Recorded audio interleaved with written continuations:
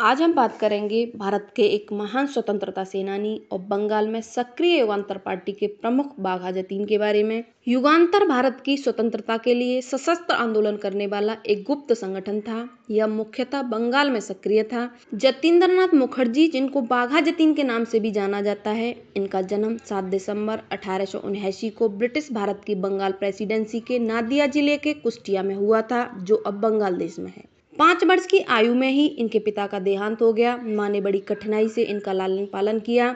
17 वर्ष की आयु में इन्होंने मैट्रिक पास कर ली और आगे की पढ़ाई कलकत्ता विश्वविद्यालय से पूरी की। बहुत कम उम्र में ही उन्होंने अपना घर और परिवार संभाला। पढ़ाई पूरी करने के बाद अपने परिवार का खर्च चलाने के लिए स्टेनोग्राफी सीखकर कलकत्ता विश्वविद्यालय से जुड़ गए थे। कलकत्ते में राहत कार्यों में भाग लेने के दौरान सिस्टर निवेदिता से इनका परिचय हुआ। सिस्टर निवेदिता ने इन्हें स्वामी विवेकानंद से मिलवाया और यहाँ से जतीन के जीवन की दिशा ही बदल गई। वे न सिर्फ देश को आजाद कराने के सशस्त्र आंदोलन में कूद पड़े, बल्कि क्रांतिकारियों को भी जोड़ना शुरू किया। बंगाल में बंग भंग का विरोध शुरू हुआ तो जतीन ने साम्राज्यवादियों की नौकरी छोड़ दी और क्रांति का रास्ता पकड़ लिया। वर्ष 1910 में वे हावड़ा षड्यंत्र केस में पकड़े गए और 1 साल जेल में रहे। बाहर निकलने पर वे अनुशीलन समिति के सदस्य बने। तभी वे महर्षि अरविंद के संपर्क में आए और युगांतर नामक क्रांतिकारी संगठन से जुड़ गए। उस समय उनके एक नारे आमरा मोरवो जगत जागबो, हम जान देंगे तभी देश जागेगा से आकर्षित होकर अनेक युवा युगांतर से जुड़ने लगे। उन्हीं दिनों इन्होंने अपने एक लेख में लिखा था कि पूंजीवाद समाप्त कर श्रेणीहीन समाज की स्थापना क्रांतिकारियों का लक्ष्य है। देशी विदेशी शोषण से मुक्त कराना और आत्मनिर्णय द्वारा जीवन यापन का अवसर देना हमारी मांग है। क्रांतिकारियों के पास आंदोलन के लिए धन जुटाने का प्रमुख साधन डकैती था। दुलरिया नामक स्थान पर भीषण डकैती के दौरान अपने ही दल के एक सहयोगी की गोली से क्रांतिकारी अमृत सरकार घायल हो गए। समस्या यह थी कि धन लेकर भागें या साथी के प्राणों की रक्षा करें। अमृत सरकार ने जतींद्रनाथ से कहा कि धन लेकर भागो। जतींद्रनाथ इसके लिए तैयार न थे तो अमृत सरकार ने आदेश दे दिया कि मेरा सिर काट कर ले जाओ ताकि अंग्रेज पहचान न सकें। इन डकैतियों में गार्डन रीच की डकैती बड़ी मशहूर मानी जाती है। इसके नेता यतींद्रनाथ मुखर्जी थे। विश्व युद्ध प्रारंभ हो चुका था। कलकत्ता में उन दिनों राणा कंपनी बंदूक कारतूस का व्यापार करती थी। इस कंपनी की एक गाड़ी रास्ते से ही गायब कर दी गई थी, जिसमें क्रांतिकारियों को 52 मौजर पिस्तौलें और 50,000 गोलियां प्राप्त हुई थी।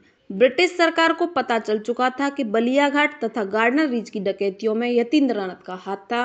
यतींद्रनाथ दुनिया भर में फैले क्रांतिकारियों के संपर्क में थे, साथ ही देश को आजाद कराने की योजना पर भी बराबर काम कर रहे थे। प्रथम विश्व युद्ध में अंग्रेजों से लड़ रहे जर्मनों ने भारत में क्रांतिकारियों की मदद कर ब्रिटिशों को झटका देने की योजना बनाई। इसी योजना के तहत जर्मनों ने यतींद्रनाथ से मुलाकात कर हथियार देने का भरोसा दिया था। हथियारों का वह जखीरा उड़ीसा के बालासोर में उतरने वाला था।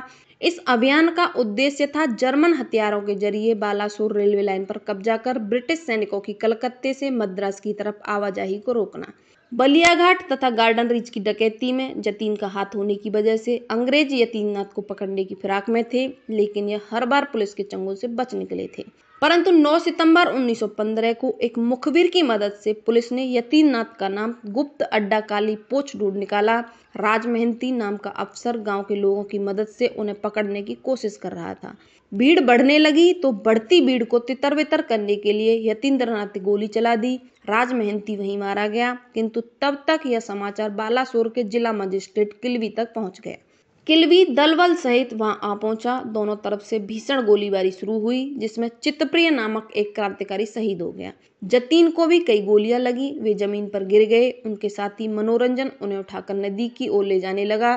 तभी अंग्रेज अफसर किल्वी ने गोलीबारी बंद करने का आदेश दे दिया।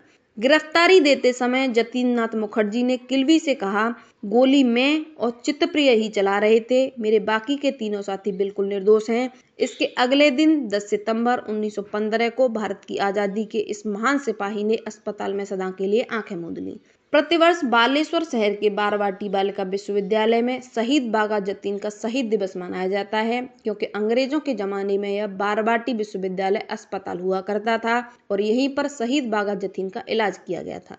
प्रतिवर्ष 10 सितंबर के दिन पश्चिम बंगाल और ओडिशा के लोग मिलकर शहीद बाघा जतीन डेवलपमेंट कमेटी की ओर से, जिसके अध्यक्ष बालेश्वर के जिलाधीश होते हैं, उनके नेतृत्व में बाघा जतीन का शहीद दिवस मनाया जाता है। यहाँ गौरतलब बात यह है कि जतींद्रनाथ से प्रेरणा लेकर ही सुभाष चंद्र बोस ने दूसरे विश्व युद्ध में जापान से मदद लेकर देश को आजाद कराने की योजना बनाई थी।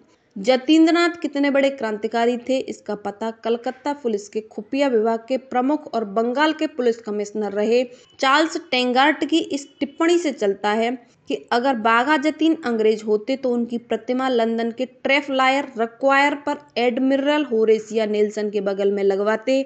एडमिरल होरेसिया नेल्सन ने 1805 में ब्रिटेन की तरफ से नेपोलियन की सेना के खिलाफ युद्ध लड़ा था।